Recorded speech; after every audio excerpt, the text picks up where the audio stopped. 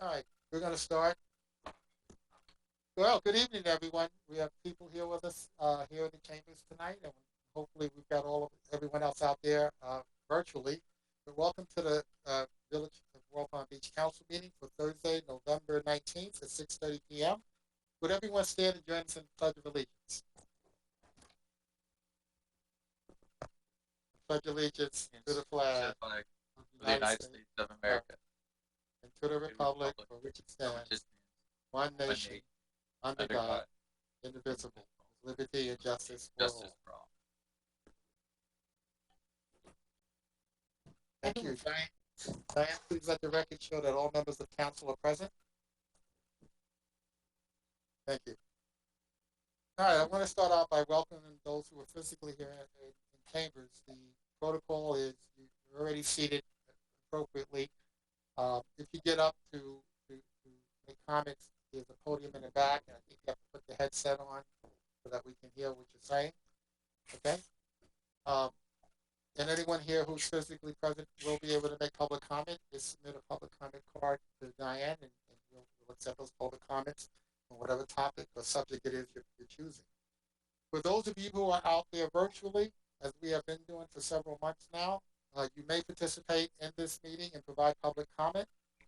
We take public comment from the public in advance of the meeting, and I will check with Diane to find out if we have any of those comments for each item. We will take public comment on the item live at the meeting.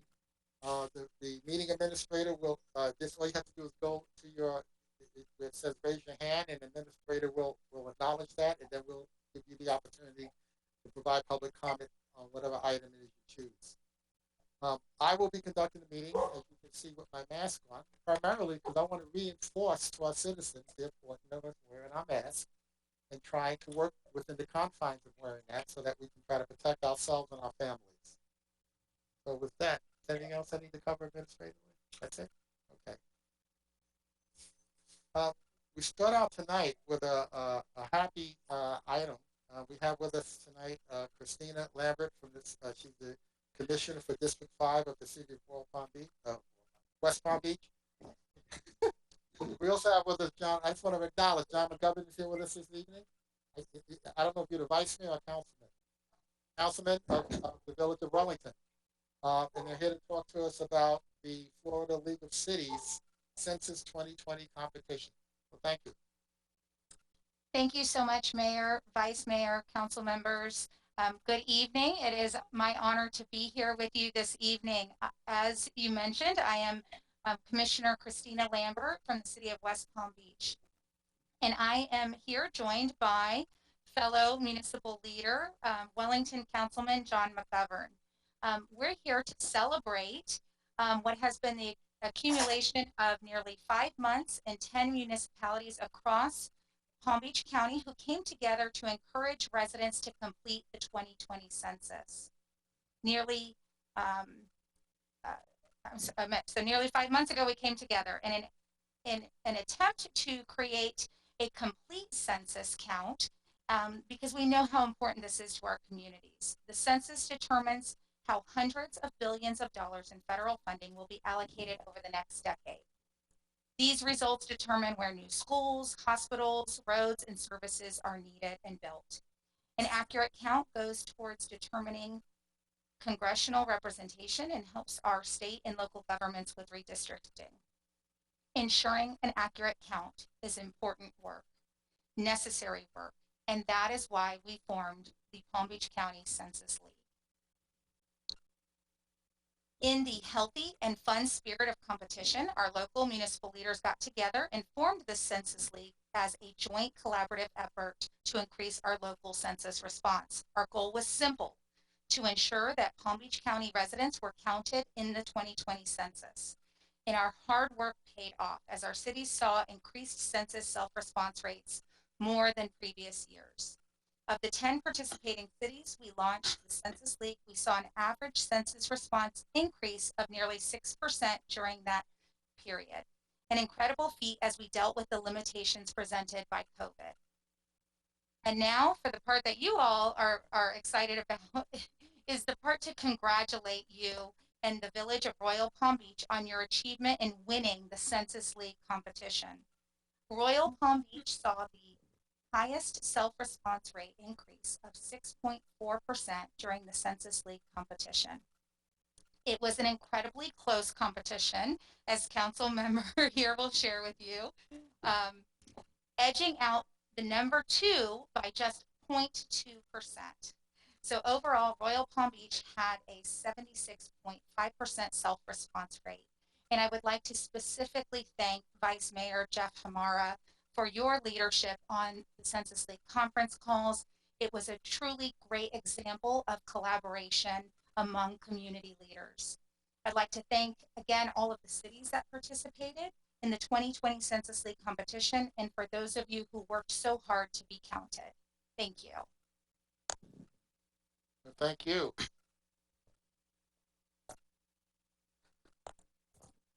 Good evening, and I'm Councilman John McGovern from Wellington. I too want to lend my congratulations to the city of Royal Palm Beach. Rarely would a Wellington councilman come to your meeting and offer this major congratulations, but I promised that I would, and I'm here keeping my word. The fact is, though, that Royal Palm Beach did set the bar in this competition. You did beat us out barely, but you won fair and square, and most importantly, though, the Village of Royal Palm Beach led from start to finish.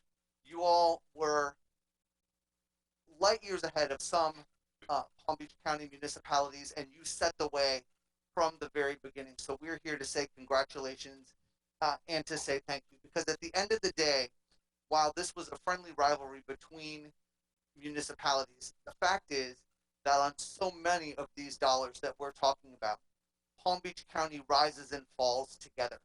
It's not city versus city, but it, at some points, is county versus county. And so Royal Palm Beach's leadership and excellence in assisting residents in completing the census and then sharing the ways that you were doing it with other communities was true leadership and very helpful to the residents and the citizens, not only of Royal Palm Beach, but of all the cities of Palm Beach County. So we're here to say congratulations and thank you very much. Thank you, Mayor. Thank you, Vice Mayor, for having us. Thank you. Thank you, John, and thank you, Christina.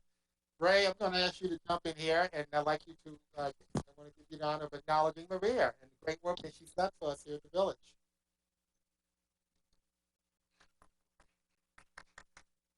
Maria, that was for you, and it was for you because you deserve it.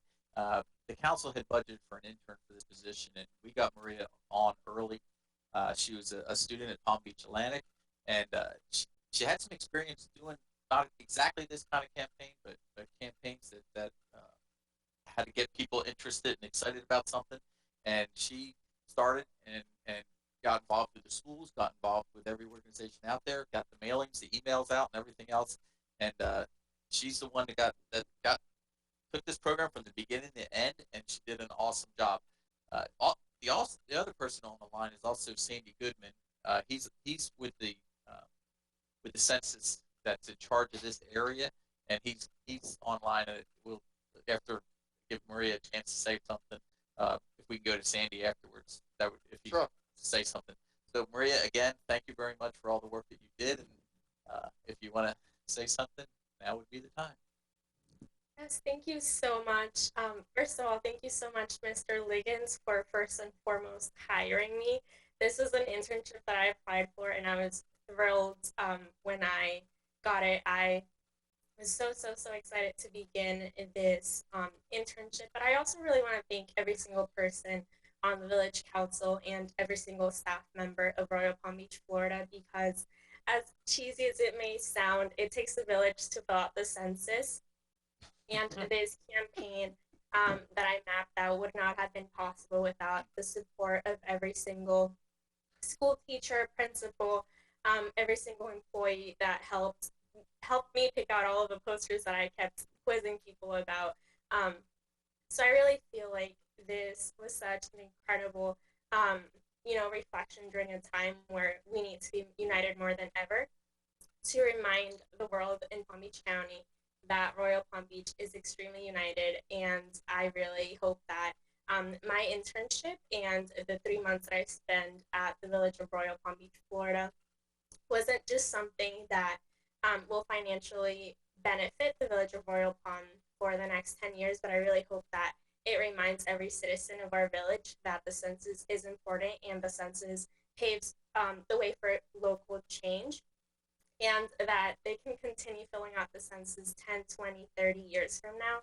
Again, I'm just so honored and so humbled to have helped the village of Royal Palm Beach with this incredible campaign. And I'm just honestly, I just feel so lucky and just so blessed to have been able to work with every single person in the village. So thank you so much. Oh, Thank you. Thank you, Maria. Thank you. Sandy, I do see that you're there. You are self-muted. If you want to say a few words, now would be the time.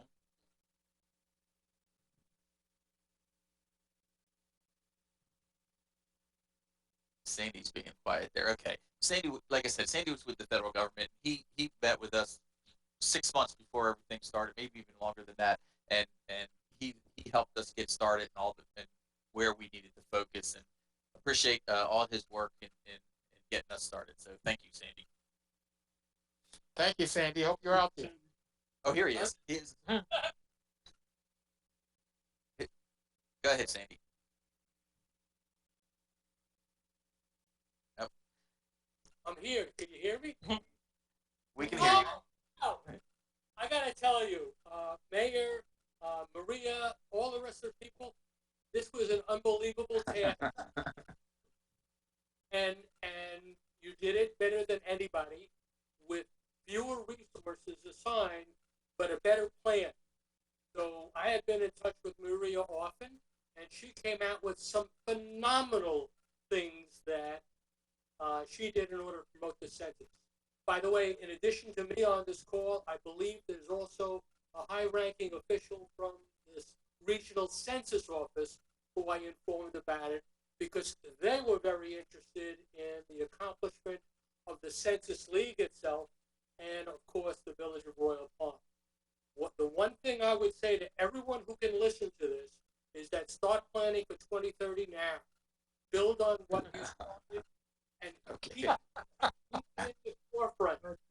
Something that's not going to end, and the lessons that you learned, the skills that you had, should be recognized and planned for 2030, someplace around 2028. I'm not going to be doing it, but maybe Maria other people. So thank you. Thank you, Sandy. Thank you. Thank you. Thank Thank you for you. your comments. You want to add anything? Just one thing. That Royal Palm Beach Counts campaign plan that Maria put together was so cool that I couldn't resist running the risk of sharing it with the other cities, our competitors. But timing is everything, so you don't share it too early. At the same time, it got the word out there. You are known among 10 cities in Palm Beach County for having done an outstanding job of putting that plan together. And the key, of course, is execution, and it goes to you, and it goes, of course, to our residents to be willing to step forward and do the right thing in this particular area. So thank you very much, Maria. Well, I just want to say thanks again to Maria and to Ray, actually. Ray and they came to me, I guess it was, sometime in 2019, mid-year, about his thought was he wanted to know if we can, bring in an intern. It was in the budget, was put in the budget for that fiscal year. And he had another very important candidate, Maria, that he was considering. And he came to me and told me he had the two final candidates that he was considering. You were one of them, and there was another person. And after he shared with me your background and what you were looking to do, I said, this is easy. Maria's the way to go. So clearly we made the right call there. We made the right choice. When Maria came on to take this project, we kind of said to her, our goal is we want 100%. And that was our goal. And it was a goal. It was something to shoot for. And Maria, I believe the only reason why we didn't get 100% is because this COVID-19 event that came up out of nowhere that we didn't expect. And it really took away the focus from the community on this important issue. So that made you had to work extra hard to get the results you did get. And we appreciate that, and we appreciate you fighting through the adversity of COVID-19 and still delivering us as the winner. Right? So thanks again to everyone again, and like the gentleman said, I'll see you in 2030. Stay in touch. Yeah, stay in touch. Okay, with that, we're going to move on to reports. And I just wanted to share that I attended a meeting earlier this evening, late afternoon. It was a meeting of mayors from Palm Beach County.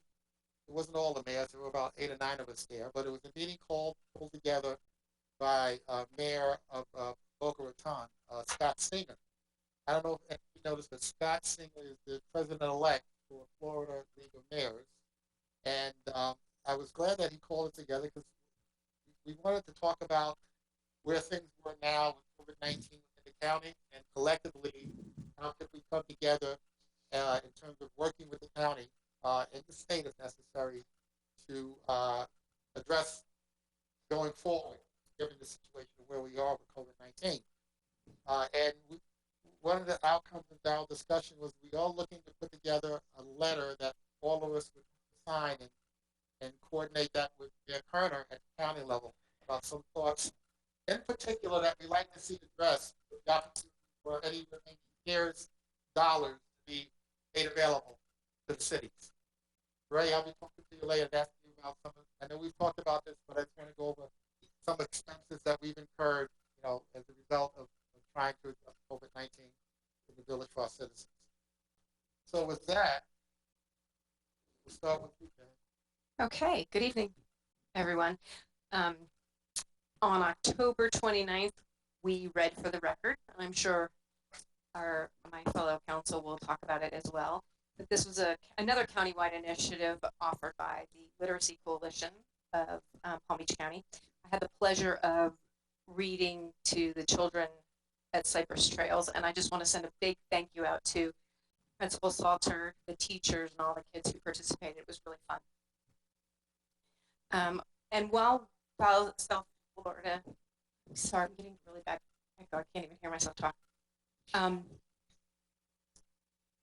While Feed South Florida will still distribute food through the end of the year, there's also a program called the SNAP program, Supplemental Nutrition Assistance Program. Folks can apply at the library at Royal Palm on the second Thursday and the fourth Thursday during the day, and folks can call the library for that information. And then in closing, I just want to say happy Thanksgiving to all our residents and happy Hanukkah, as we will embrace those 2 holidays before our next council meeting. So that's it. Thank you. Just a quick point, Diane, can we somehow let's get that information about the SNAP program, make that available to our citizens? Yes, ma'am. Okay. Good. Thanks. Jeff. Good evening.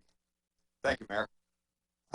So I'll follow up on the read for the record, and I definitely want to thank Tracy Gallagher, who was the principal of Royal Palm Beach Elementary, for helping me connect with the school. And in fact, I think she said we had about 600 students, which, if you're looking for a bright spot out of all of this stuff, one person being able to contact and reach to 600 kids all at the same time can only be topped by having invited them into my house. Probably the only safe way you could have 600 elementary school kids in your house at one time. But it was a great book. It was a lot of fun to read, and it was an interesting experience because it gave you somewhat of a sense of what the teachers are dealing with kids in the classroom and also kids at home. So another read for the record for Royal Palm Beach. One other thing I wanted to mention was Florida League of Cities held their legislative conference last Friday, and this one was kind of a hybrid, kind of like what we've been doing, and it was a matter of doing what they do every year, which is adopt top 5 legislative priorities for the coming legislative session, which begins on March the 2nd and ends on April the 30th. So I'm just going to quickly go over what are the 5, and of course they were developed in committees of 30 to 40 members of city councils throughout the entire state. Always interesting combinations. You gain a lot of insight to where different cities are coming from. The top 5 priorities for this year are some recurring, like the sales tax fairness initiative or priority, which is trying to level the playing field between online purchases out of state and in-state retail businesses. So that's one that I think is extremely timely, given that we're going to be experiencing somewhat of a revenue shortfall this year. So pulling this one off in the coming fiscal year would be a big help to offset that shortfall as a result of the pandemic. Another priority is annexation. There are hurdles that cities have to clear that are more than just protecting private property rights and municipal boundaries. So there's new legislation bills on the table right now that will help facilitate annexations where they are appropriate. That's one of several home rule and local decision-making kind of activities. Another is short-term rentals. That's another one that's been on the table for a number of years. And the attempt here is, again, to maintain the ability to make decisions about short-term rentals at the local level, because we are certainly all very different in that regard in particular. And the last one is affordable, not the last one, fourth one, affordable housing. There is a fund which was established many years ago called the Sadowski Affordable Housing Fund. Unfortunately, the habit of the legislature is to do what they call sweep the fund, take the $250 million or so dollars out of that fund and use it for operating expenses. So the support from the Florida League of Cities is to have a no sweep position, and there's bills drafted right now that go in that direction. And the final one has to do with water quality, and it is discharges to surface water. The primary point here is that there are a lot of requirements that are very expensive and time consuming that are going to be required of many water treatment facilities. What this legislation or these bills propose is make sure that it's a fair and reasonable timeline that's being placed on the cities to accomplish these higher requirements. And one last thing I want to mention is that Florida League of Cities Action days are scheduled for April the 7th and 8th. And where it stands right now is it may be virtual, it may be a hybrid, or if we really get lucky, it might be in person. So that completes my report. Okay, thank you.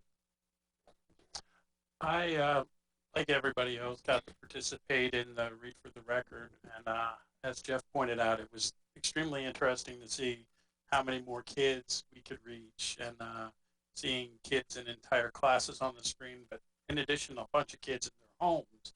So I got to read for the Palms West Charter School, which was great. Everything went as it was supposed to, no internet outages, and I really enjoyed that experience. I've also been able to attend a couple of our local high school football games because my son plays in the band. They pretty much have shut it down for everyone else, I guess, unless you have someone participating. Unfortunately, the team isn't doing so good, just like the Seminoles. So, but this is another week, and we got another game. But on the positive side, at least I consider it positive. Every, I guess, incident that occurs at the high school regarding COVID, they do send out a notification to the parents, and I think if my count is right, there's only been 4 so far this year. They don't tell you, if it's staff or whatever, but they will contact the parents and let you know if your child has been in that sphere, and I think they're really doing a good job with that. Luckily, my boys haven't been in the sphere, but I'd really like to commend the school district for having these protocols in place and allowing the parents to protect the kids. That's it. Thanks, Mr. Mayor. Okay, thank you. Lena. I I did attend the Discover the Palm Beaches Town Hall meeting that they had, and they are working on tourism in Palm Beach County. So one thing they talked about were hotel bookings are starting to increase, and they're seeing the weekend levels are coming up, so that people are traveling. They're beginning a leisure campaign for the first 3 quarters of 2021, so they're really working on bringing a lot more people to the area. And Florida is the top most desired destination that out of the 10 top that they had, Florida came first, and it was based on city size, beach proximity, and small towns is what's drawing people to travel and come into Florida. Keep in mind, we do have our Royal Palm Beach rental facilities guide is up, so please stop by or go on our website, royalpalmbeach.com, to get that, because we are booking venues. We do have Royal Palm Beach, the magazine, coming to the area. So if you're interested in that, it's going to come out 6 times a year, and you can contact the town crier for advertising information, but really just to get stories about Royal Palm Beach. So it's nice that we'll have our own magazine now. I don't know if that's official yet, but yeah, that is coming. That is, yeah. So, and then also read for the record. Thank you, Principal Mikowski, and all the everybody over at H.L. Johnson PTO staff. And I read to 736 students. So it was the second time they let me do it to the entire school. So I really appreciate all the work that they put into that to make that possible. Halloween, we went over to Commons Park. They had food truck and movie night and everything. So it was a great job. And everyone really felt safe. Everyone self-distanced. They had the food trucks out there. People were on separate areas of the playground. So it is really nice that we do have that ability to go out there. Saturdays through December, we have our green market. So that's from 9 a.m. to 1 p.m. right outside on Village Hall. That's still going out there. I would like to thank the Supervisor of Elections, Wendy Sartori-Link, for an amazing job that she did during the November election process. Just considering how everything is still up in the air throughout the county, the country, it's amazing that Florida got props this year from all over the country about how quickly we were able to get it done. So that was her first one, so congratulations. And then I had the pleasure of joining one of our residents to New Pena to the Women's Foundation, their Leadership Academy. So we got to speak on women in government and running for office and sitting on boards and commissions and volunteering within their community. So it's really neat to see that the community is now getting more involved in government. That completes my report. Excellent.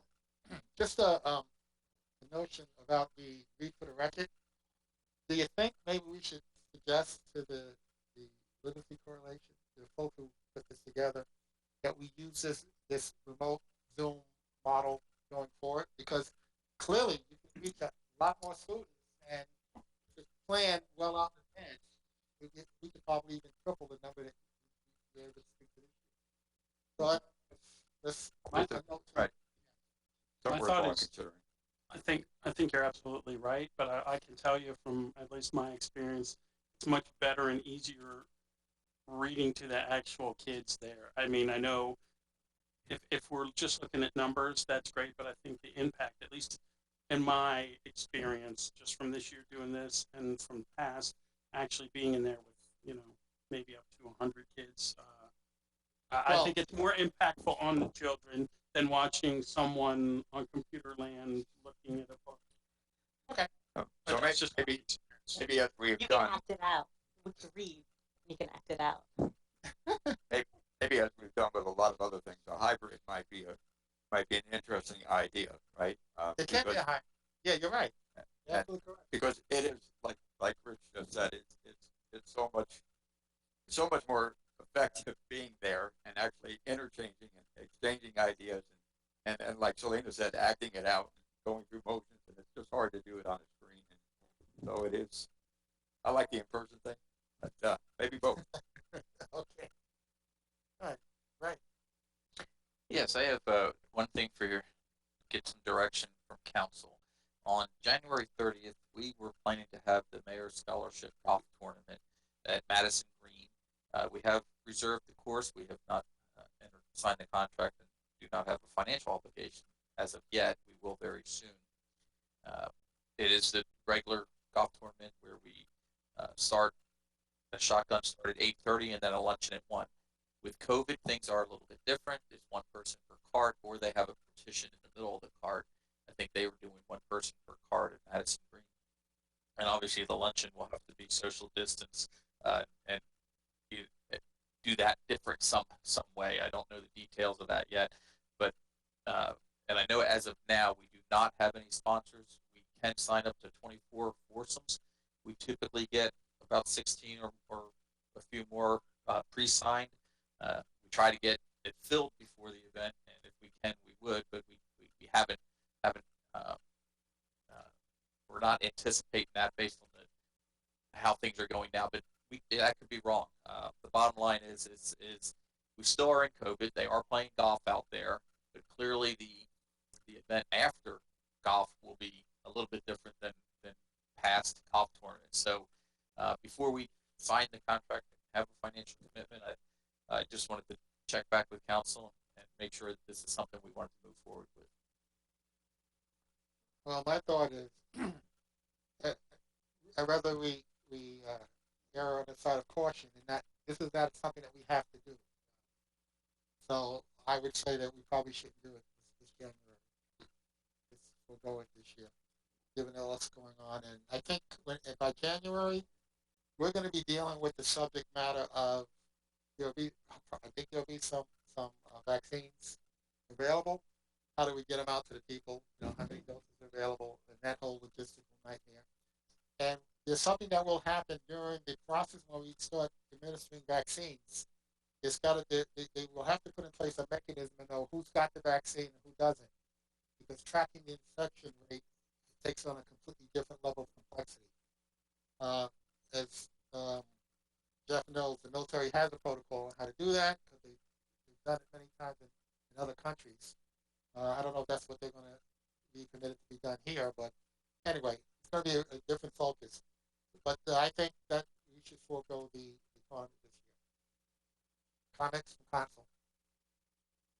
I have a comment, and this is not to contradict your opinion, but I do want to say that I work with a couple of nonprofits in Palm Beach County who have done golf tournaments this year, and because we've been everything's been on such lockdown, that the events have been remarkably productive and successful.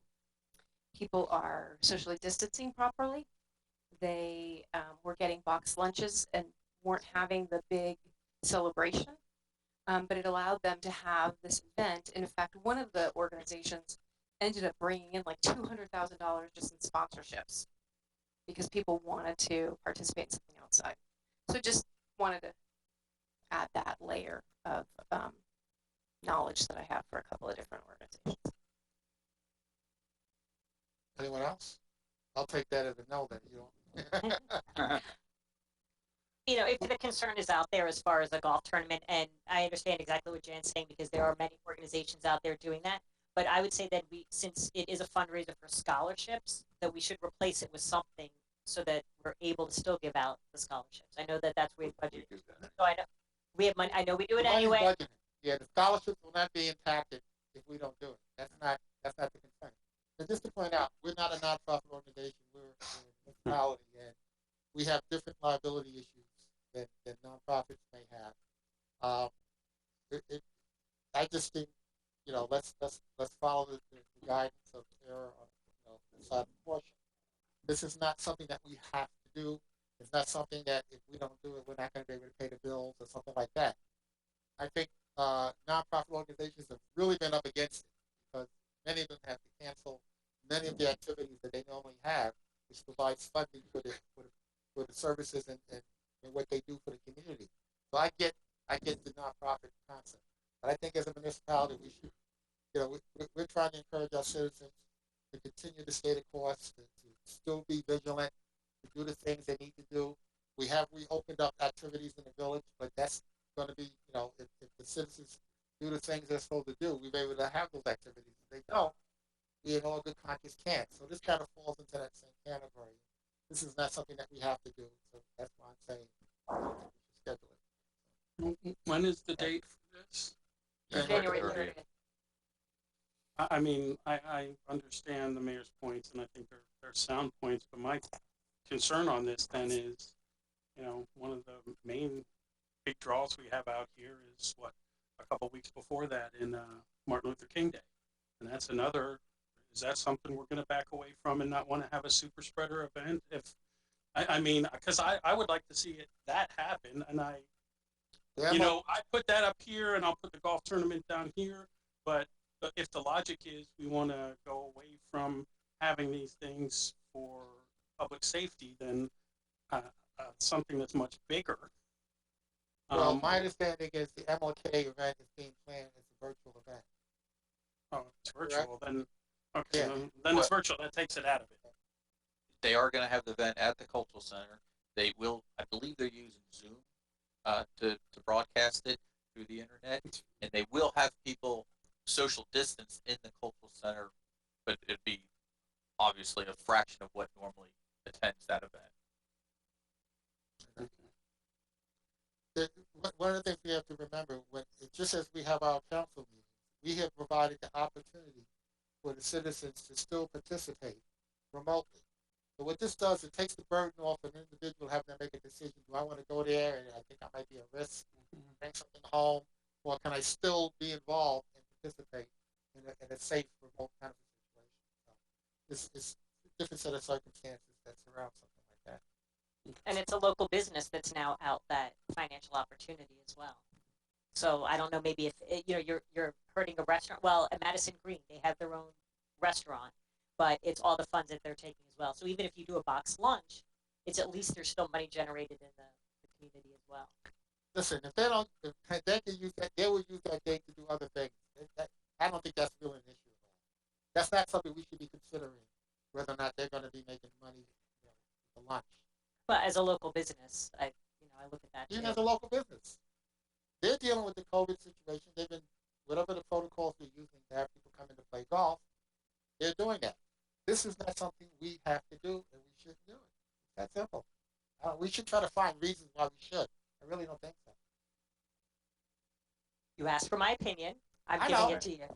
We're bringing up all different points of view. You Right. obviously made up your mind, so we understand that. Well, my mind was made up when Yep. when Ray first talked to me about it. I said, let's bring it up to council. Get consensus. So yeah, so listening to everybody, there's an interesting mix here, and Jan's experience is interesting, especially because we've been wondering about how successful something like those events, the golf tournaments are, and I know that there are events going on. The Roonies are running one, and all that kind of stuff. So the biggest concern I would have is one of the guidelines we're given is avoid crowded, closed spaces. And even though you like to think you can get everybody to behave themselves, the longer you're hanging out together, the less attention people pay to it. So there is risk associated with bringing together large numbers of people. I'm with the mayor on, if we're going to make a mistake, let's make a mistake on the safe side for the time being. The Mlk event is being modified to be able to allow it to continue, and I think looking for ways that are kind of balanced as we go forward. Hopefully, we'll come out of this thing really quickly. I mean, it's even taking a look at what are you going to do about Thanksgiving? What are you going to do about Christmas? The really driving thought in my mind is I want to be around for the next one.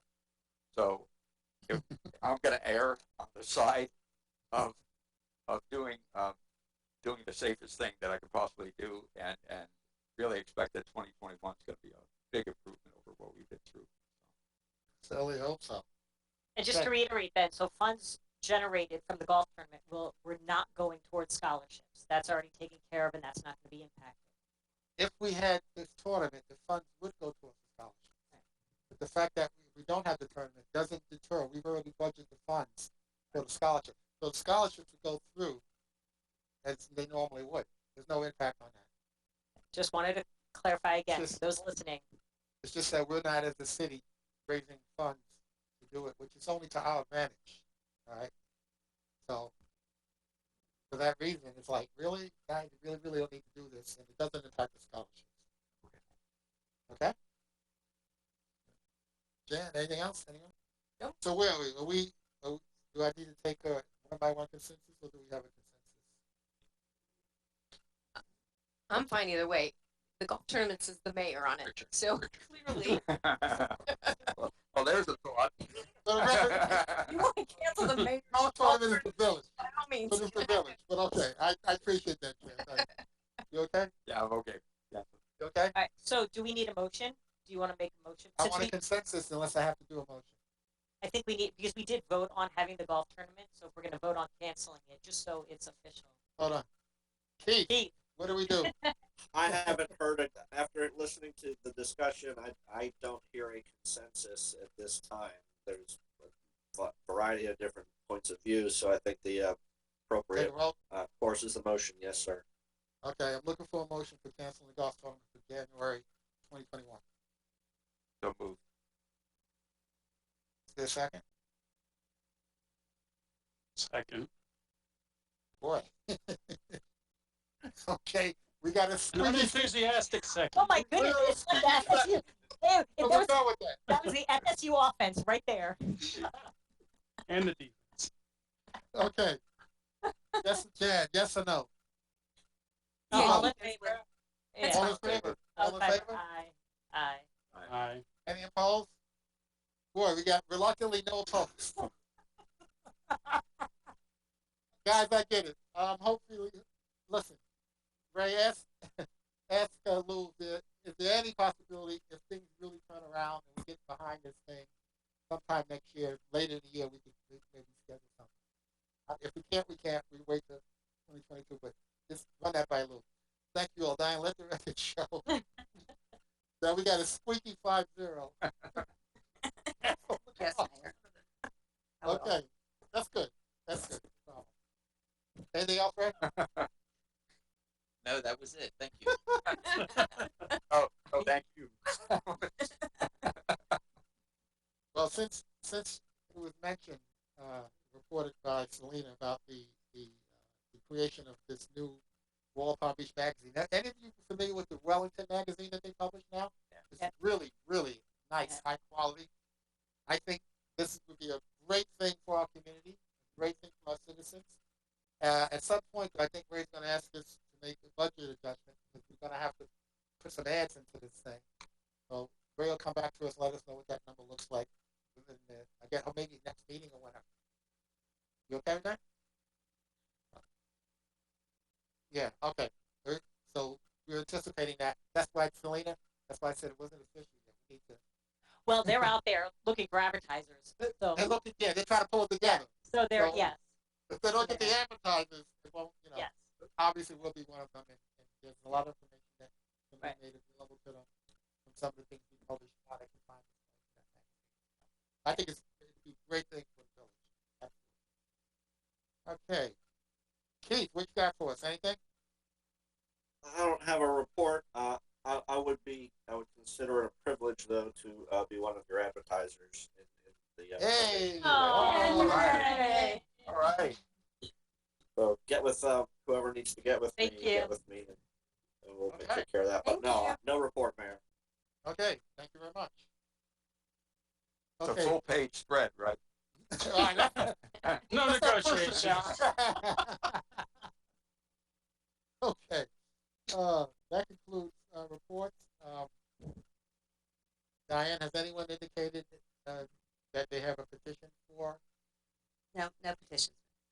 Is there anyone remotely on, Ray, that has their hand raised for a petition? No hand raised. All right, then I'm closing the floor to petitions. Statements from the public on non-agenda items. Diane, any advance requests made on that regard? No, Mayor. What you want? A non-agenda item? Oh, no, sorry. For agenda item? All right, we didn't get them yet. No, he said consent. He did say that you said only Consent. consent, right? Oh, okay. Oh, yeah. That's All right. Ray, do you have anybody out there raising their hand for a non-agenda item? No, I do not. Okay. Now, no advances on consent agenda? no, Mayor. No one on the consent agenda raising their hand? I'm just saying remotely. No, Mayor. All right, so come on out.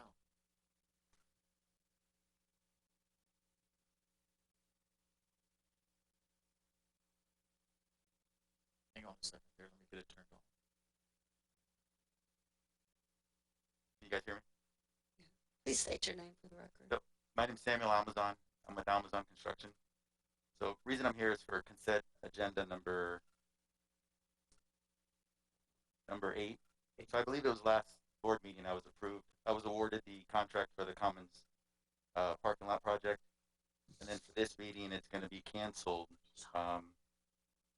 There was some issues that I had in Miami-Dade, that I had some charges but no conviction. So that's why this award's being canceled. But I wanted to come and hopefully, get you guys, or explain to you guys who we are as a company, being Amazon Construction, and we've been around 42 years. My dad has built the company. I'm second generation. We've done numerous jobs for Village of Royal Palm, the median work at Royal Palm Beach Boulevard. We did RV parking lot phase 1, RV parking lot phase 2. We have a really close relationship with Ray Liggins, Chris Marsh, Tim Tack. All the girls in the office know of my dad and myself. So the reason why I came here just to explain myself as who Amazon is, the values that I hold. There was an issue in Miami-Dade, which is now, my bid is being considered unresponsive, but I did complete all the paperwork correctly. This did happen in 2016, so it's 7 years ago. Like I said, I was charged, but there was no conviction. I'm dealing with the consequences. I understand what I did. I have values as a person for my employees, why I made this decision. But I'm hoping that you guys could take that into account and understand we are a local contractor. We've done numerous jobs here. I've got annual contracts with Palm Beach County, the school board. I continue to do government work. I haven't had any issues. And that's pretty much what I wanted to tell you guys before.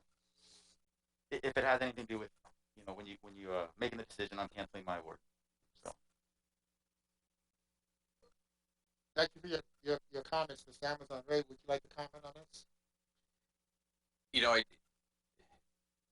When we looked at this and evaluated what we were going to do here, the information was not provided to us so that we could have evaluated that information before we made a recommendation and award at the last council meeting. Had we had that information in advance, as required by our bid documents, there might have been an award to him. I don't know that because I didn't put all the information together, but the bottom line was there was something that happened. Palm Beach County did suspend his work in Palm Beach County for a period of time, which is now over. But we weren't given the opportunity to evaluate that information and make that decision. So that's why we're asking the council to take the award away and give it to the next bidder. Everything he said about working with his company is correct. We have had a very good relationship with his company, and they get the projects done, and they've done a good job. That is not an issue at all. The issue here is the incomplete paperwork and not giving us an opportunity to evaluate what did happen in Miami and then make that recommendation to you. So, I mean, this is really just it's really important that the paperwork be filled out complete so that we can make those decisions. So in this case, it wasn't complete, and we're recommending that we withdraw the award this time and then give it to the next bidder. Okay, do you see any reason why future bid opportunities that his firm should not be, his firm would be still considered? We haven't fully vetted that based on the position that Palm Beach County took, and based on what I know now, I do not see any problem with in the future. Obviously, this information would have to be also included in that documentation. For I think our contract requires it for up to 5 years. Right. So I do not see, based on what I know today, that we would have a problem with an award. But for right now, we do. Okay. Because of the incomplete paperwork. Okay. Go to Keith. See if he has anything to add. Between what the village manager articulated and the substantive information in your agenda item summary that gives you a succinct explanation of the reasoning for the request. The only thing I would add to the last question about future bids and whether they can participate or not. My understanding is as we speak about this tonight, this company technically does not appear on the public entity crimes list whether they should or shouldn't, I'm not going to opine on. That's always a disqualifier. But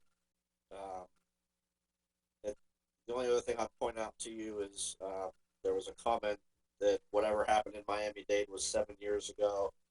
The information that we have is that the final plea agreements were in January of 2019, which was less than 2 years ago.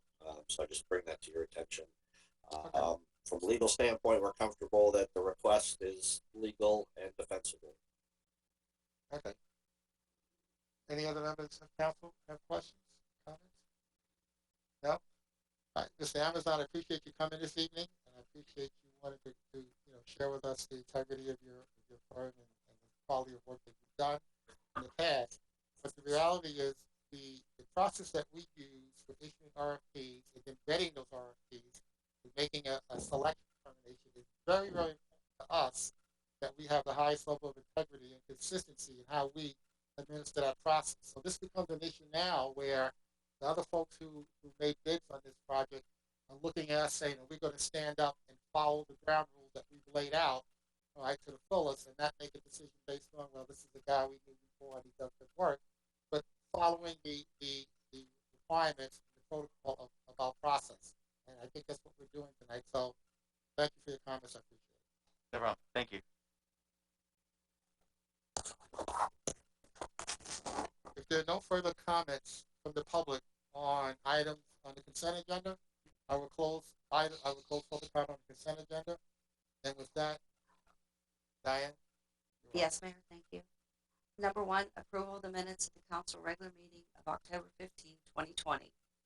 2, approval and authorization for the mayor to execute 2021 municipal election vote processing equipment use and election services agreement by and between the Palm Beach County Supervisor of Elections and the Village of Royal Palm Beach.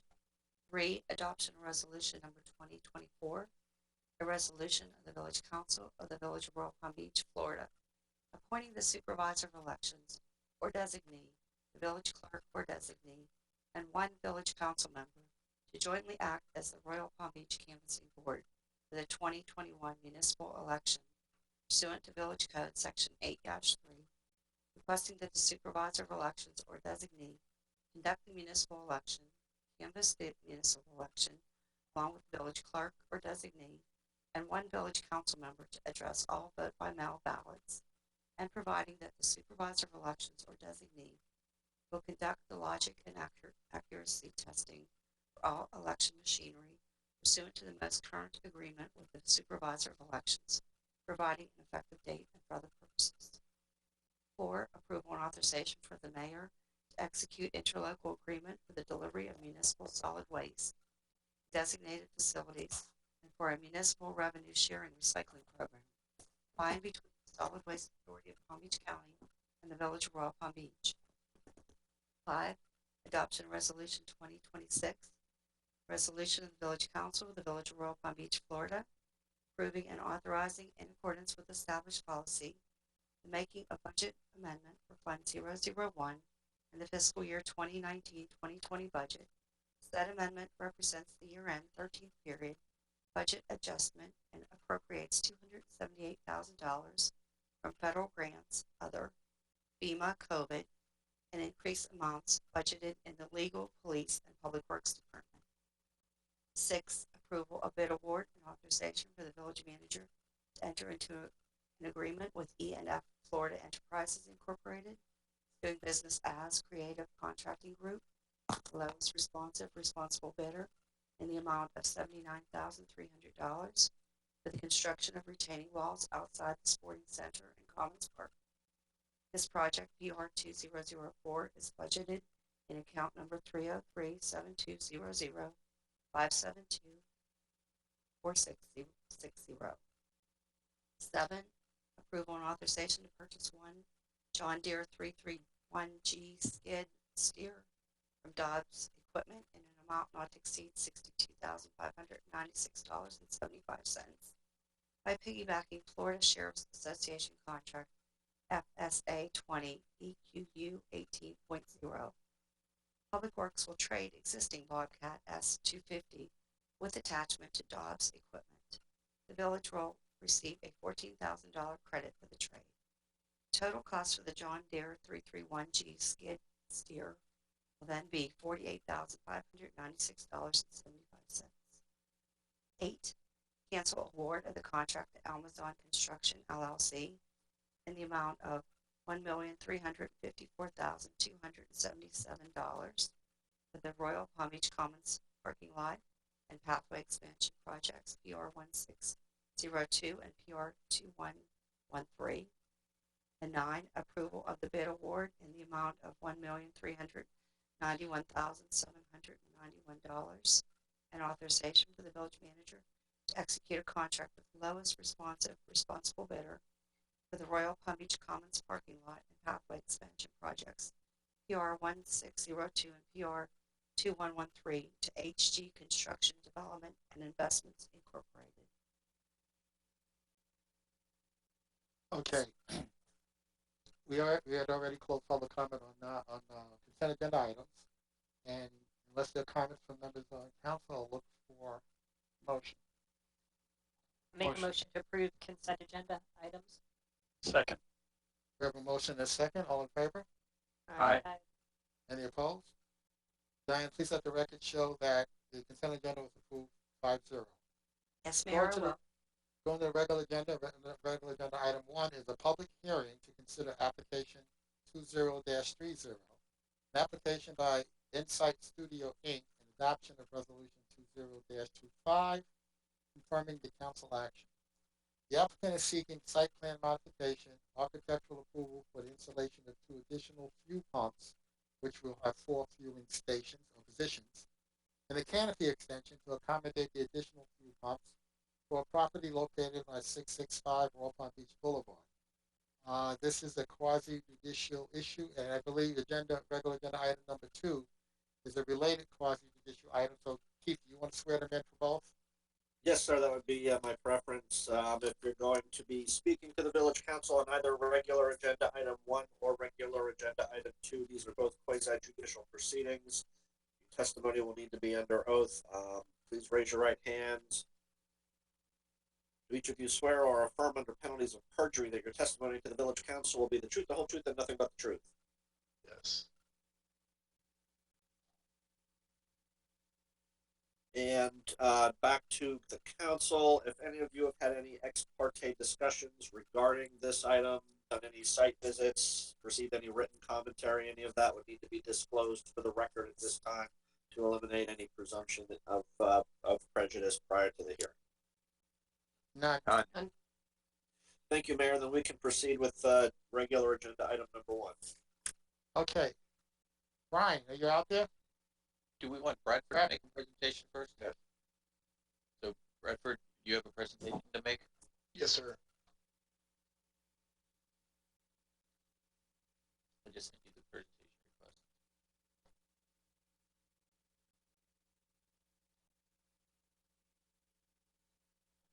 Can everybody see my presentation? Yes. Yes. Okay, great.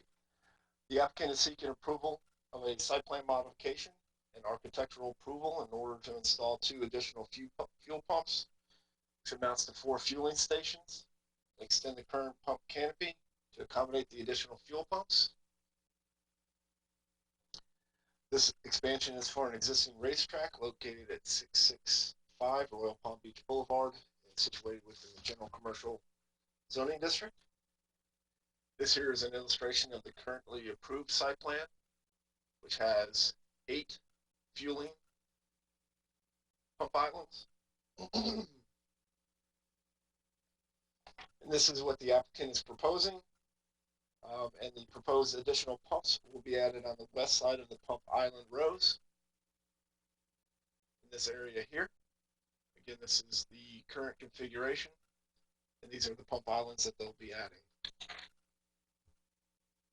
The applicant is also seeking architectural approval for the expansion of the canopy.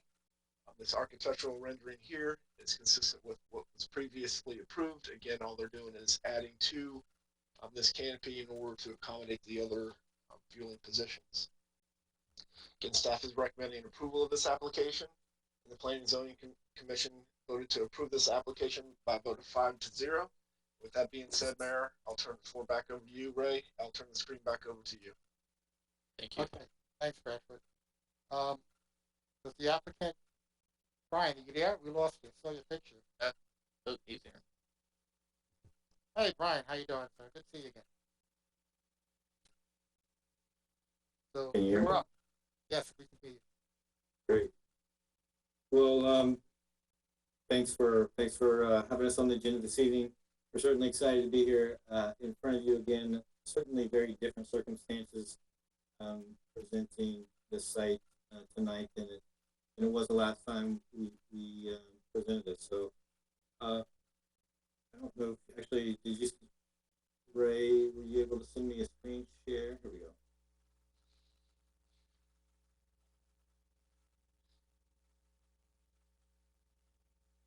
I can keep this presentation very quick. I don't know if you can see my screen or not. Yes. Yes, we can.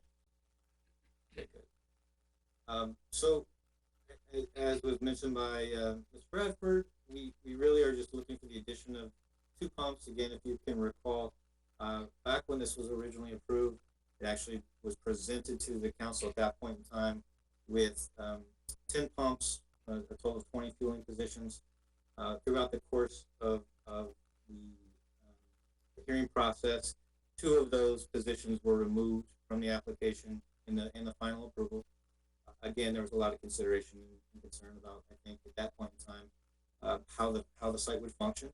I think now that I believe it's been open, it's been very successful, quite frankly, from the standpoint of servicing the community, I believe, and we found that now would be the time. I think it was certainly a portion of the hearing when we presented the very first time with the expectation that once it was up and operational, everyone was able to witness and see how the site functioned, that we would like to come back to obtain those 2 additional pumps in the future. And so we are here tonight, and we would certainly appreciate your support. Again, I think just from a standpoint of how the site's been designed, really the site plan didn't change from even with the removal of those 2 fuel pumps. The space was left to accommodate for them in the future. Actually, the tanks and the piping and the infrastructure were put in place to accommodate for it. So really, it is just an expansion of the canopy and bringing up of the columns of the pump. So we're excited that that is actually the case. We think it's certainly going to actually just make the site work a little bit more efficiently and make it more convenient for the customers and residents in Royal Palm. And that's all I have for you this evening. So happy to answer any questions you might have. Okay, any members of the council have a question? I have a question. I'm curious about traffic flow. What's the current traffic flow now? How many cars are getting gas on a daily basis, and what does adding the 2 more pumps look like in terms of traffic? I'm just curious. So there is it's a great question. I don't have the actual traffic study directly in front of me. I think that is a study, a representation of what they think could occur. We do believe that there's going to be some increased use of the site. I don't have a technical number. I don't know. I know that Samantha Jones with Racetrack is on the line. I don't know if they have any projections specifically to what they believe this will produce, but I think really it's more of a convenience function than it is anything else. That's what Racetrack is pride themselves on, that ability for folks to be able to move in and out and quickly, and just providing for the extra pump is going to create that efficiency that is going to help the site. I know that's not a perfectly clear answer with a technical number for you. I apologize for that. It's okay. Thank you. Mayor, I can say that the site was designed traffic-wise for those additional pumps. If you remember, Brian said it earlier, it did go to the first hearing with all 10 pumps. The additional laneage on Royal Palm Beach Boulevard, the additional left turn lane that was installed, and the improvements, the decel lane into it, all the traffic was designed for the number of trips that generated from 10 pumps. So I don't know what that number is either. I just do know that the site was designed for it. Thank you. Nothing was modified. Any other questions before I find out if there's any public comment, members of council. Diane, do we have any advance public comments on this agenda? No, item? Mayor. All one? No, we don't. Ray, do we have anybody raising their hand who would like to make a public comment on this item?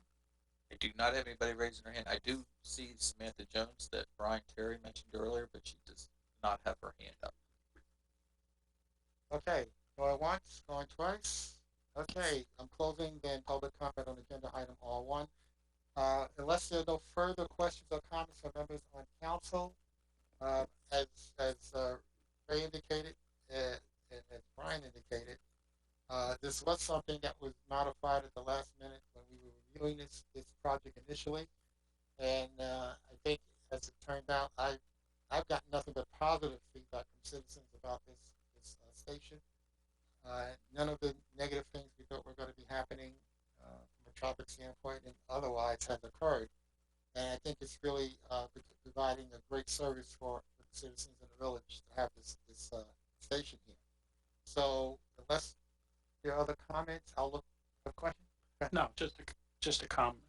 I agree with the mayor's comment about it being an addition to the community, but I think from what Brian had said, you know, this is not too far from my house, and my kids like going there to get snacks. And I could tell you just from my personal experience that I think the additional pumps would be beneficial because you're not going to have the stacking and people waiting, getting to the pumps there, which I don't see a ton of, but sometimes it's busy at busy times it does happen. So hopefully this will help the flow through the site a little bit better. I agree with you fully. Yeah. Okay. Just my experience has been the same. The the quality of the convenience store provisions and everything have been outstanding, and none of the concerns that were expressed. Geez, it's been 5 years ago now, right? Back then seemed to have come to pass. I have had the experience of having to wait in line, and so while that's not a very scientific assessment, numbers probably would have been a little better, but the bottom line is I have had that real world experience of wishing maybe there was another island, so there you go. Selena, Jack? I'm good. I'll say is I've not utilized the facility, so I don't know firsthand, but I do find it interesting that every time you talk about the TPA and everything, there's always mass transit, and here we are adding, they're coming to ask for 2 more pumps for gas station, for cars to fuel up, when everything we've talked about up to this point is, less vehicles on the road. So I find it interesting that they're expanding. Well, adding pumps will have no impact on less vehicles on the roads. But they're saying there is a need because the cars are stacked up, which means people are still driving. Oh, people still driving. Mass transit is, Because we're building more roads for them to drive on. We build more. Right. So I find it interesting. They have one organization that's talking about using mass transit, where you have another organization saying, "Hey, we have a stack of cars that need gas." So very interesting. Bottom line is this will improve the level of service for our citizens or for the customers. So, okay. If there are no further comments, then I'll look for a motion to approve. Motion to approve regular agenda item 1. Second. We have a motion and a second. All in favor? Aye. Any opposed? We have no opposed. Diane, please let the record show that regular agenda item 1 was approved 5-0. Now, regular agenda item number 2 is also a public hearing to consider a variance application number 20-31. An application by Insight Studios, Inc., requesting a sign variance from section 20-60 sub 2 to allow for an increase in the maximum allowed square footage for a monument sign to 52.5 square feet, where village code allows 42 square feet for a property located on 665 Royal Palm Beach Boulevard. You've already been sworn in for this quasi-judicial item. So, Bradford, are you there? Yes, sir, I am. Can everybody see my screen? Yes. Yes. Okay, fantastic. The applicant is requesting a sign variance to Village Code Section 2060, parens 2, to allow for a monument sign to be 52.5 square feet, where Village Code permits a maximum footage of 42 square feet. The property is located at 665 Royal Palm Beach Boulevard, and situated within the General Commercial Zoning District. The applicant is proposing a monument sign that is 7 feet in height and 7.5 feet in width for a total of 52.5 square feet. Current sign, monument sign is 5.59 feet in height and 7.5 feet in width and 41.9 square feet. Village Code Section 2060 parens 2 allows for a minimum or a monument sign within the general commercial zoning district not to exceed 7 feet in height and 8 feet in width and a maximum square footage of 42 square feet. In regards to Village Code, when you're utilizing the maximum height of 7 feet in width, is then limited to 6 feet in order to meet the maximum square footage limitation of 42 square feet.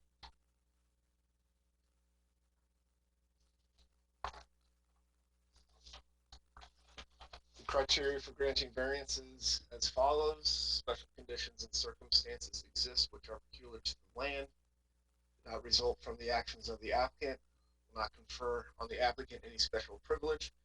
Literal interpretation of the provisions of the division would deprive the applicant of rights commonly enjoyed by other properties.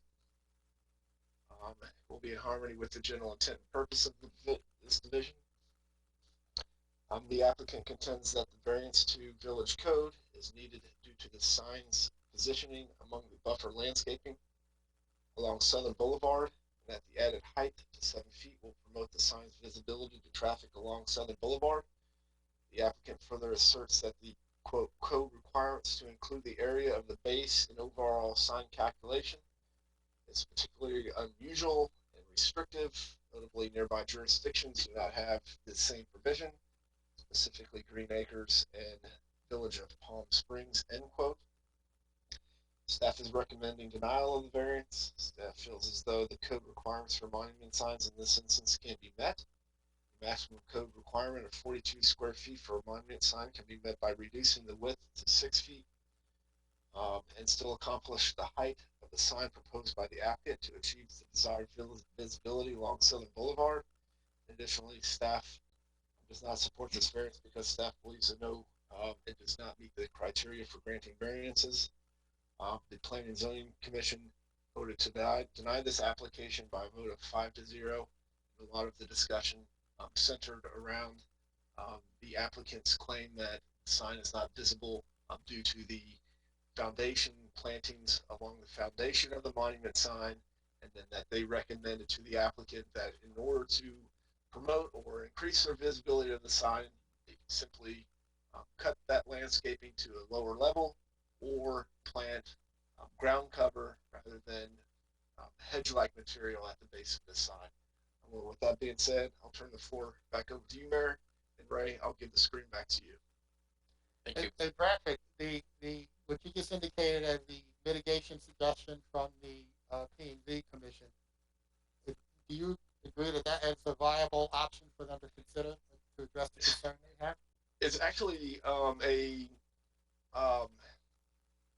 discussion type of item that I brought up to the board members, that if the applicant is worried about visibility due to the landscaping at the base of the sign, that they can simply maintain that landscaping at a lower level or plant ground cover in that area, and that's something that they really keyed in on, and that's part of the basis of their recommendation of denial.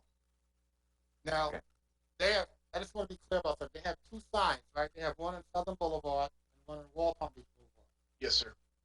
Is this request for both of those signs or for one of those signs? Just for the one off of Southern Boulevard. Just the one on Southern Boulevard, not the one on Walpole Beach Boulevard. That's correct. Okay.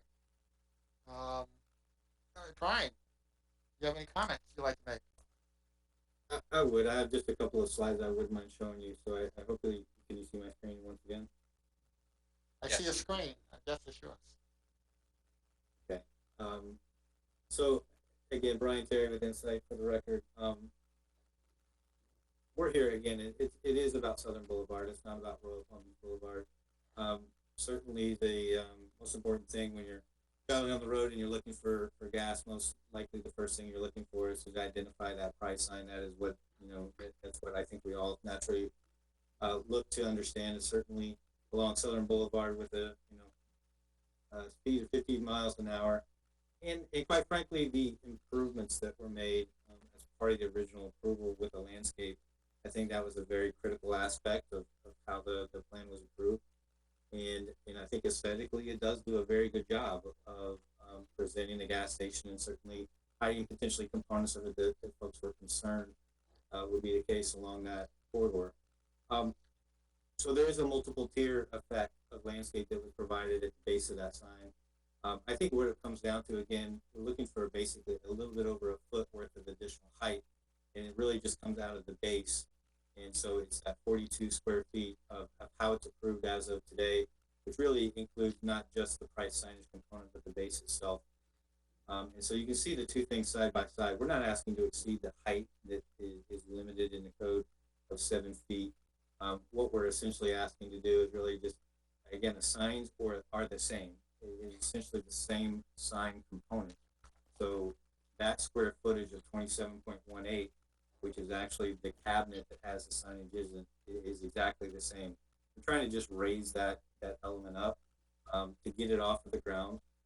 Granted, yes, there could be some ground covers provided in lieu of hedge material and different landscaping.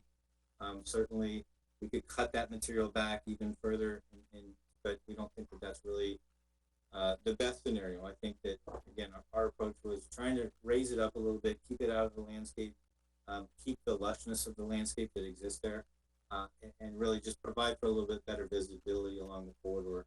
And I'm sure, you all travel this much more often than I do.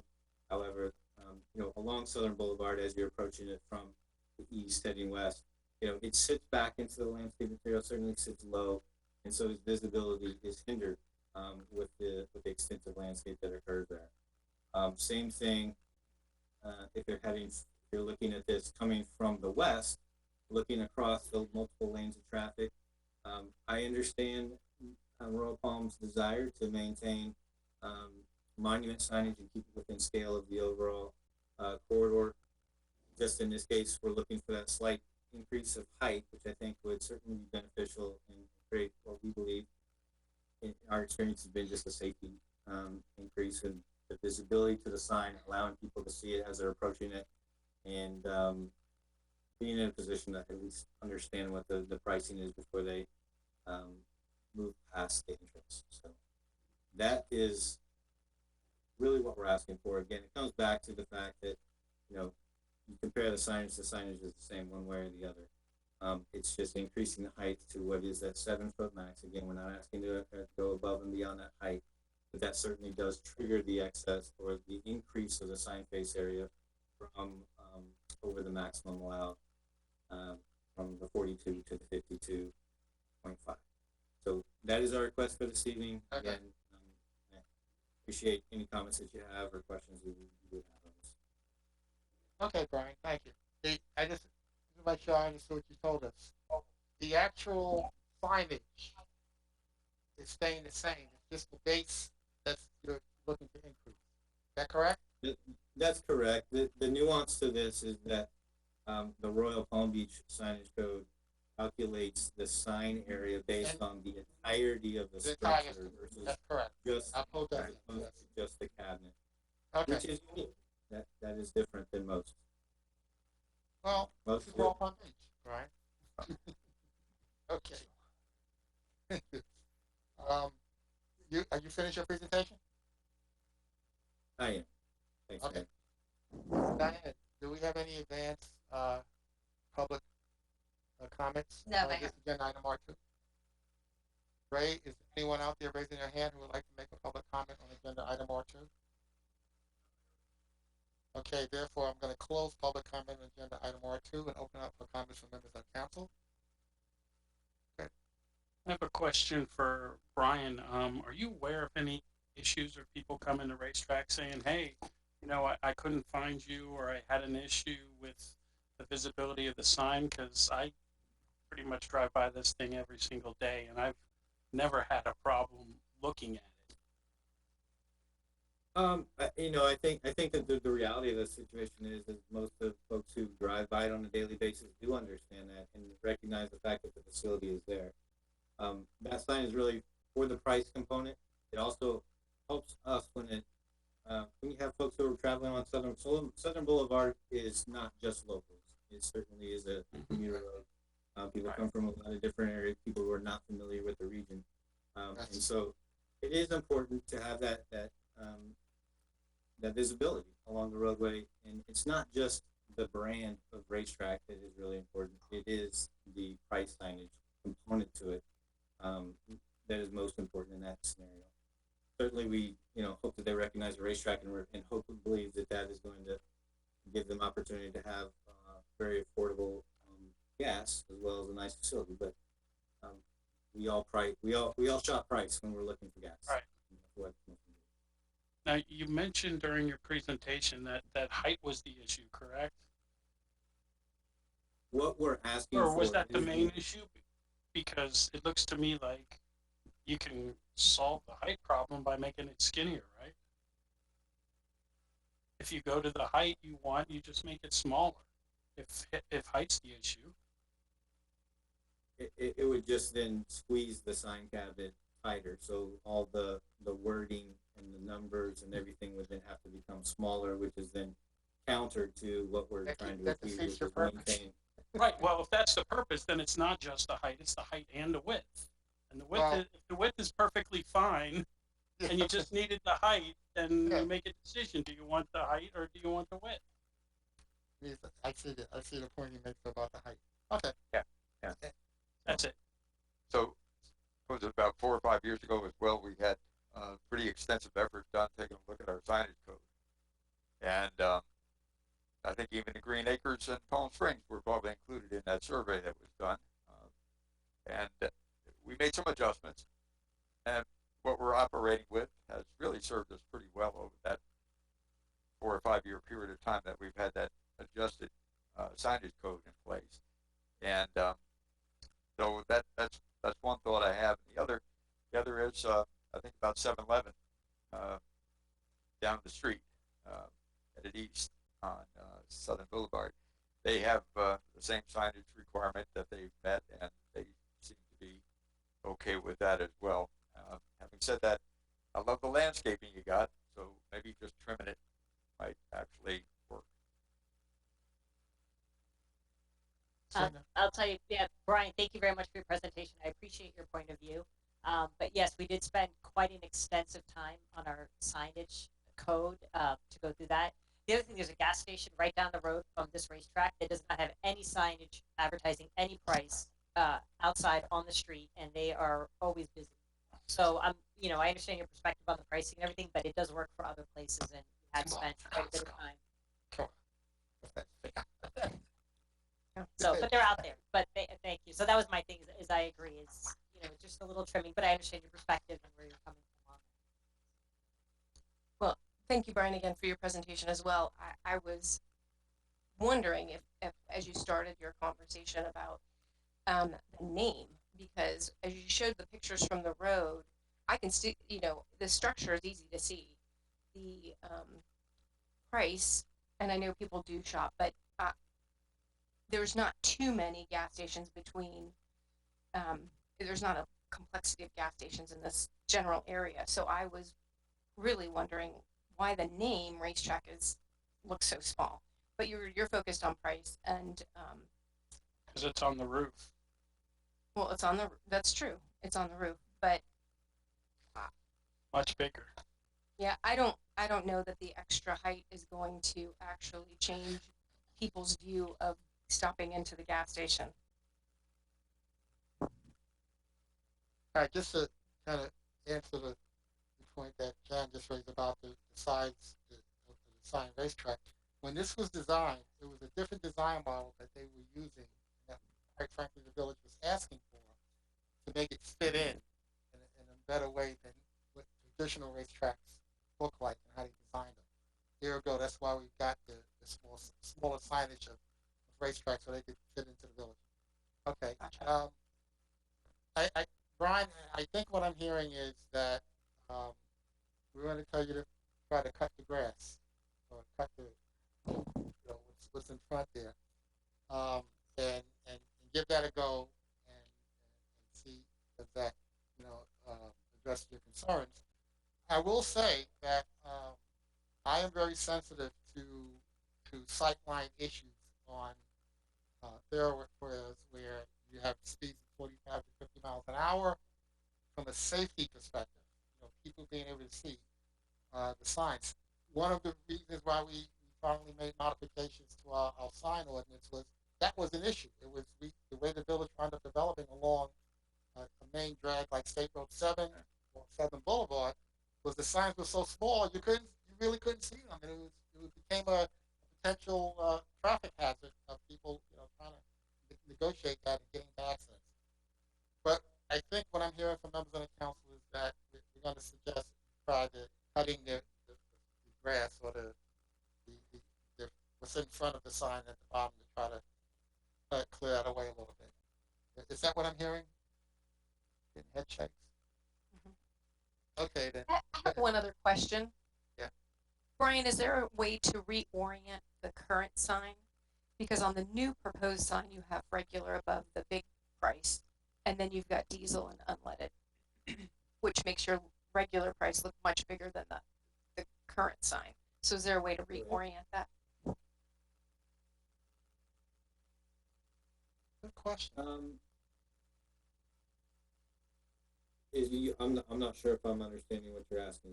Like as far as making maybe the two numbers larger, like the diesel or the No, if you look at the current sign has the price on the left and regular on the right with no number. Right. The new proposed sign has regular in smaller font above the price, which is much larger. Yes, I see what you're saying. So if you could take that same orientation and put it on the current sign. Yeah, it does look bigger. The lettering, the price on the regular on the new one does look larger. I don't know if that's the way it is. It's a good observation. It's something that we'll certainly look at for sure. Yeah, I'm looking at them too, side by side. I mean, this is actually a mirrored image of the rendering is mirrored. It would be what you're seeing on the opposite side of the sign, but I understand what you're saying, that maybe the text in and of itself would allow the price signage to be a little larger. Right? Good idea. Or one is facing west and one is facing east. Right. Okay, if there no further comments from member of the council, I'll look for a motion, I think. I'll look for a motion to deny. I make a motion to, oh, go ahead. Motion to deny regular agenda item 2. Second. We have a motion and a second. All in favor? Aye. All opposed? We have no opposed. Diane, please let the record show that motion, agenda item R2 was denied by a vote of 5-0. Brian, thanks for your information. Okay, appreciate it. Good to see everybody. Have a nice evening. Okay. Stay safe. Okay, agenda item R3 is a public hearing for first reading and approval of ordinance number 1009, amending chapter 24, utilities at section 24-27, authority for service charges, in order to add language allowing exemption from imposing of the stormwater utility fee, providing that each and every other section and subsection of chapter 24 utilities shall remain in full force and effect as previously adopted, providing conflicts clause, survivability clause, and authority to codify, providing an effective date for other purposes. Keith, you had to write this. Of course, and you did a great job reading the title. So. Okay. Ray, this is you. Yes. So what we're doing here is when we originally passed the summer utility, it was our intention to charge the school board and their properties in Royal Palm Beach because they did receive benefit from our drainage and canal system. They have since gone to court against other cities as it relates to paying this fee, and they have won. So we stopped billing them or stopped charging them, or they stopped paying some time ago, and there was no enforced collection. And what this is bringing the ordinance back to you with revision to make it clear that we will not be collecting fees from people if they're exempt by law. And that's the only change we made to this ordinance, was saying that there is no charge unless otherwise exempt by law. Or there is a charge unless otherwise exempt from law. So that's the way we're dealing with it. It was initiated, just a school board lawsuit the cities paying these type of fees. Hey Keith, in the actual language, do you indicate specifically what the statute is that provides this exemption? No, Mayor, as the manager indicated, all we've done in the ordinance is indicate that the charge will be to all owners and occupants of real property unless exempt by law. In this case, it was there's not a statute, but it was a lawsuit and a court opinion, specifically on the issue of the school district's sovereign immunity, and to not have to pay this fee. So there is a legal precedent now, in our 15th Judicial Circuit and 4th District Court of Appeal on point for this issue. So that is the legal reference for the school district issue that was the motivator for this. So this is a very broad statement in case someday there's some other. Right. But it requires a legal, whether it's a statute or a final court opinion, it would be required for that exemption to be effective to any particular entity. In this case, the school district has its court opinion. Well, usually. So if I can. Yeah, go ahead. I'd like to hear your thoughts. Basically, what my understanding of what this does is it says, look, we've got this stormwater utility and we're charging everybody unless there's an exemption, unless exempt by law. And according to the school district and West Palm Beach lawsuit, which went up to the 4th DCA, they said, no, you have sovereign immunity, that you as a city cannot legally charge them. I think they said you could charge them, but they could not pay you. Is that right the way? Am I remembering that factually right? Essentially, they don't have to pay. They don't have to pay. So the way it's written now, we don't have to scour the statutes, or if something comes up that says some entity or something isn't chargeable by our utility by law, the language you put in this ordinance revision will cover all of that. And the thought was that we wouldn't have to ever bring this back to you for this issue again if some other legal exemption comes to pass years in the future. We've already got our ordinance that covers it. So that was the thought in writing it the way we wrote it. And you said this went to the 4th Circuit Court of Appeals? Yes, sir. And yeah, this litigation started back in like 2016, and it's finally last year worked its way through the appellate system.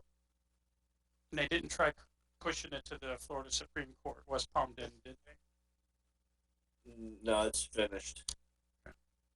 This is the final. That's the final law. opinion. It's a legal opinion.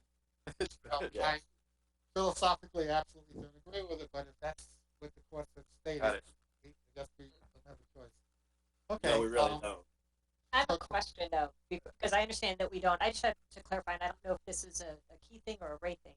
So it's a fee that they were paying because of the storm water that was building up, and it was the removal of the water, correct? Or there was an action that was going on, and they were paying a fee for it. Is that correct? Yes, everybody in the village of Royal Palm Beach pays their pro-rata fair share of the drainage system that we maintain. Okay, so now if the school district is not paying their fair share of the water removal, who incurs that expense? Because it still needs to be done. Is it now divided amongst who's left paying it, or is it just? It'll be the taxpayers. Whatever the utility doesn't cover, your ad valorem tax base will cover. So now, okay. I'm sorry. No, and that's, I mean, we just finished this tax year, but then where does that leave? Is that now something that's going to have to be readjusted? Is that us as a village next year now have to look at that? Is that something that the county's going to do and impose upon our residents? We look at our fees every year when we bring them to council. We've adjusted the stormwater utility fees. We have not adjusted our ad valorem tax fee rates. Right, because we have our balancing our fund balance. Correct. Okay. So here's my question. Can we not provide them that service? Can we cut it off? That's what that's what the lawsuit was about. That's what the lawsuit. No. Yeah. And Yeah, that's exactly what the litigation was about. That was Because what it West Palm was. Beach threatened to turn off the stormwater maintenance, and the court Flood said dreyfus. and So you're saying the courts are saying we have to provide that service for free? they said that we can't cut it off. They look very unfavorably on West Palm Beach for taking that tactic. Yeah, we but can't cut it off, and they can't be forced to pay the fee. okay, here's my problem. Okay, you're telling me we're forced as a municipality to provide a service to a customer, okay, who now doesn't have to pay for that service. But they're a unit of government. If we want that to change, we go to the Sovereign. legislature and get their sovereign immunity waived for that. Right. That's the result. That's it. That's the way you solve it. Right. I mean, that's because the state law exempts them and gives them sovereign immunity, correct? I will admit, Yes, I'm not that's a lawyer. exactly correct. I'm not a lawyer. This is the first time I've heard this notion of sovereign immunity being stretched to this level. I just want to say it's not. I got a real concern with this. Okay. Any other questions, comments from members of council? No, my other question was is that if they've not, are they entitled to? Because we've stopped charging them, but based on how far back they wanted to go, do we owe them funds back? We never collected. We never collected. Well, that's another whole issue. They're in the very beginning they were paying the fee. I think they paid upwards of $135,000.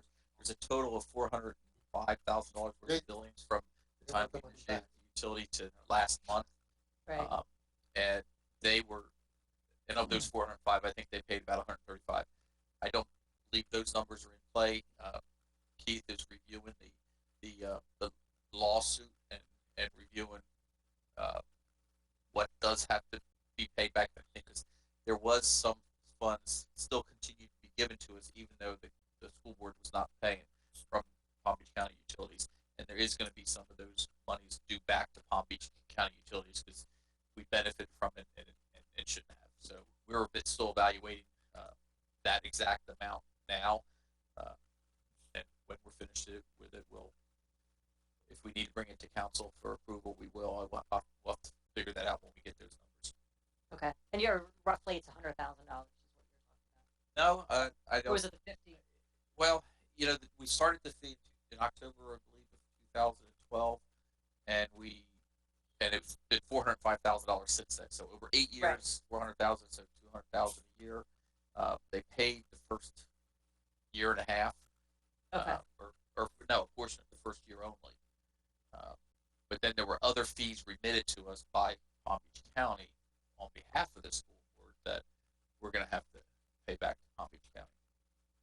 Okay. And that's the number then that you're working on. You don't have an estimate of what that was. Is that correct? That's, I don't have the final number on that. That is correct. Thanks. Okay. Diane, do we have any public comment requests in advance Mayor. on this? On agenda item R3? Great. Anyone got their hand raised for agenda item R3 who wants to make a public comment? No, nobody has their hand raised. All right, I'm closing public comment on agenda item R3. If there are no further comments from members of council, I'll look for a motion. I'll make a motion to approve regular agenda item 3. Second. Okay, all in favor? We have a motion and a second. All in favor? Aye. Any opposed? All right, Diane, let the record show that agenda item R3 was approved 5-0 for the first reading. And we'll see what happens by the second reading. I'm just saying, I don't know. Okay. There could be a lawsuit in another part of the state. You never know. I talked to some smart lawyers. I don't know. Anyway, all right. Agenda item R4 is the public hearing for a second reading and adoption of ordinance number 1007, amending Chapter 17, offense and miscellaneous provisions. Add a new section 17-16, village parks and natural areas trespass ordinance. providing for a short title, providing for definitions, including criteria on when a trespass notice may be issued, providing for authorization to issue trespass notices, and providing for appeal of trespass notices. And Ray, this. Yes, this is the second reading, and what this does is this gives our police officers another option on offenses committed in our parks and natural areas. Currently, any violation of our ordinances is a second-degree misdemeanor, which is up to six months in jail and a $500 fine. This gives the police the option of on a first offense to just tell them they're trespassing and get them off the property, and then the offense gets increased as more offenses are happen up to the second offense is not allowed on the property for a period of time, and then the third one's a little bit longer, and hopefully we never have the problem after the third offense. But it does give the police that another a better option actually of enforcement. Okay. Of our codes. Okay, Diane, do we have any advance public comment requests on No agenda public item? comment. Great. Do we have anyone who has their hand raised to make public comment on agenda item R4?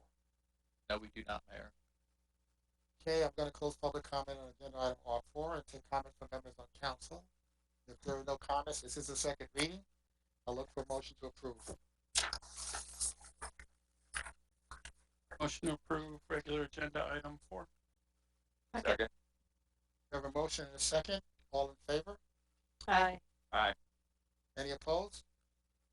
If you have no opposed, Diane, please let the record show that agenda item R4 is approved 5-0 for the second reading. Okay, I think we're done for the evening. Thank you all, and continue to stay safe. We stand adjourned.